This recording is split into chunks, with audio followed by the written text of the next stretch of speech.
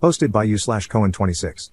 I, 25M, am a PhD student who has been dating an executive assistant, 27F, for 5 months. It's going well.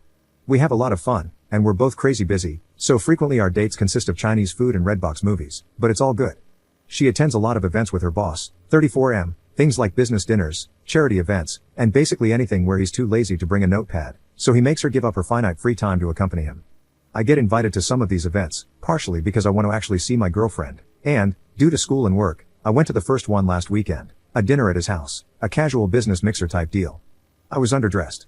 My definition of business casual was navy slacks and a button-up. By the time I showed up, admittedly a little late, it was too late to stop by my place and fix it. Oh well. I'm confident, so I don't care. But she seems to and is slightly irritated.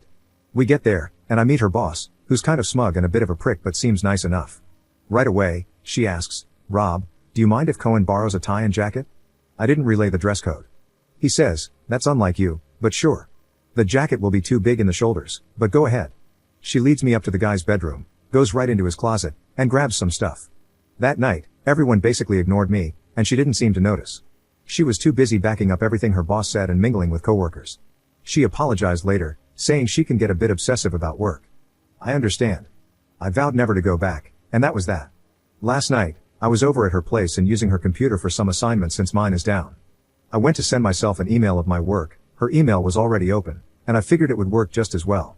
Until I noticed the subject of one email was your boyfriend. I opened it. It was from her boss. "Boss, your boyfriend has my favorite tie. Procure it promptly. Of course, you would choose that one out of the 100 others. Wench. Girlfriend, it's already back in your closet. I can't help it, he looks nice in red, hee hee. What did you think of him, anyway? Approve? Boss, he looked like a little kid playing dress up in my clothes. But in all seriousness, he is a little kid. He's still in school and in an immature place. He's not husband material. You want kids and a house in a couple of years. Date someone who can give you that. Date a man. Girlfriend, thanks for being honest. I value your opinion. Husbands aren't exactly growing on trees, though." That was the last email. I left soon after and haven't talked to her about it. I feel completely disrespected. At the same time, I read her email, which is a no-no. How should I approach this? Update 6 days later. I followed the advice, some of it, and told her how I stumbled across the email and all that. She was upset that I read her work emails but understood why I wasn't happy with what I saw. She explained that her boss is more than just a boss, he's also a friend, and they've been through a lot together. In the 3 years they've worked together, they've each lost a parent, her father was estranged from her family, and none of her siblings would go with her to the funeral, but her boss volunteered and helped her handle it, and have climbed the corporate ladder together. She explained that the email was private, similar to me asking a friend on Facebook what they thought of her and her reading it. So, I'm a little uncomfortable with it and their closeness in general. I also told her it irritated me that she didn't clarify what business casual meant in her world. She said that a button-up would have been fine, but I wore a plaid one, a nice plaid button-up, not a lumberjack style, and that was too casual. She also told me she was mad at me for being late, explaining that it's important to Rob that when he hosts, she arrives early, on time is late, and late is very late. We didn't address the bigger issues, babies and marriage, because it's just too soon, and we went on our way, happy for the week. Until last night, around 2 a.m., her boss called, saying he was sick and needed her to check up on him, etc. She was about to leave when I expressed my discomfort, and she reluctantly invited me along. She told me to keep my distance from him and just wait, it shouldn't take long, and she'd use my presence as a reason not to stay too long. We get there, and he's in the front room, so I can't avoid him seeing me. He's in his trousers, which I'm not happy about, and is obviously quite sick and furious about being sick. My girlfriend is ridiculously tender with him, rubbing his hair and telling him how they can reschedule most of his meetings. Except for one, which they'll make a phone meeting.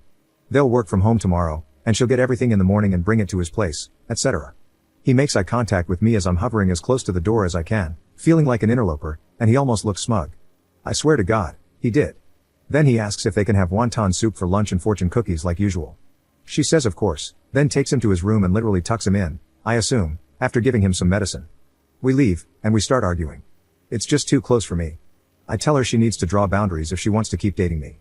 She accuses me of just being jealous and uncomfortable, saying that Rob has never made a pass at her and never will. The fight gets a little ugly, and insults fly. I say she basically gets paid to suck his chalk, and she says the only difference between me and a college freshman is that I can buy beer. And that's it. It's over.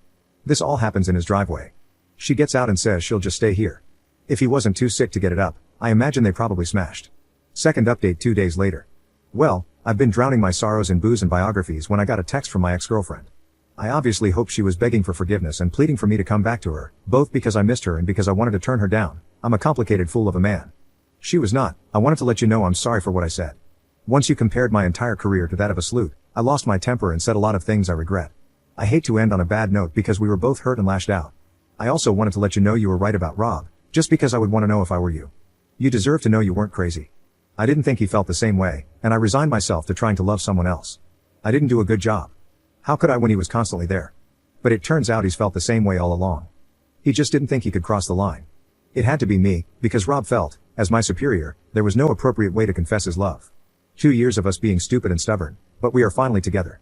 We're hashing it out with HR now, and they're not giving us any problems. Sorry we put you in the middle of our personal games. I wish you all the best. So screw me. She's going to live happily ever after, never loved me, and I wasted 5 months. Gonna become a monk now? Reddit, G2G find God. Edit. I don't want to do an update because there's no reason to, but I would like to say that I don't begrudge her happiness or wish her any harm. I'm a little bummed that it ended this way, because, despite everything, she was a fun girlfriend. We did a lot of fun stuff together, and she even used Reddit, so we had a lot to talk about. She's extremely smart, honestly, she does a lot of her boss's work and gives great feedback, and if it weren't for her messed up family, she would have gone on to be an executive, not an assistant. But I'm not getting drunk or wasting away. I'm just having a few cold ones and playing video games because I'm an introvert, and that's how I cheer myself up. Anyway, my point is, I'm not a hero, and she's not a villain. We never said we loved each other or anything. I saw it maybe heading in that direction, unless I end up teaching in Nebraska or something. I said a crappy thing to her, and it all unraveled from there, and now that it's done, I realize I started it. I'm a little disappointed and a little bitter, but I don't hate her or wish for her to lose her job or get crabs. I just kind of want everyone to be happy, and maybe to get laid this weekend. Not that we'll be friends, I just don't have time to hate her. Thanks for all the advice.